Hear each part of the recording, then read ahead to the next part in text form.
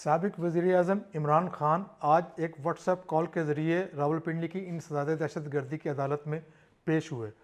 जब इसकी अदालती कार्रवाई शुरू हुई तो आम जो इम्प्रेशन था वो यही था कि जिस तरह सुप्रीम कोर्ट में इमरान खान एक केस में वीडियो लिंक के ज़रिए पेश हुए थे, तो यहाँ पर भी ऐसे ही इंतज़ामात किए गए होंगे, लेकिन ऐसा बिल्कुल भी नहीं था, बल्कि एक मोबाइल व्हाट्सएप कॉल के ज़रिए इमरान खान को कमरा अदालत में पेश किया गया। इमरान खान के वकील सलमान अकरम राजा ने इस पर एतराज़ उठाते हुए कहा कि जब अदालत ने यह फैसला किया है कि वो इस मुकदमे का ओपन ट्रायल होगा, तो तमाम अक्यूज़्ड के साथ साथ इमरान खान की प्रेजेंस भी ज़रूरी है और उन्हें भी ऐसा करने का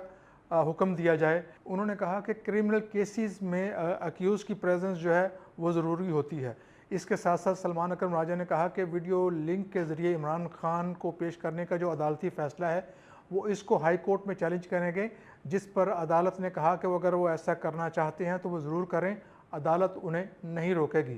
फिर अदालती हुक्म पर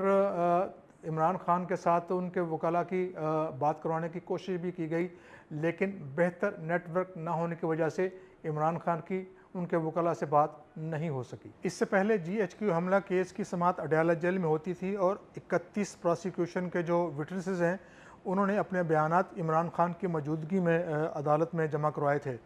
अब इस मुकदमे की समाअत 27 सितंबर को होगी और इमरान खान की वकला टीम में शामिल एक वकील फैसल मलिक का कहना है कि वो ऐसे हालात में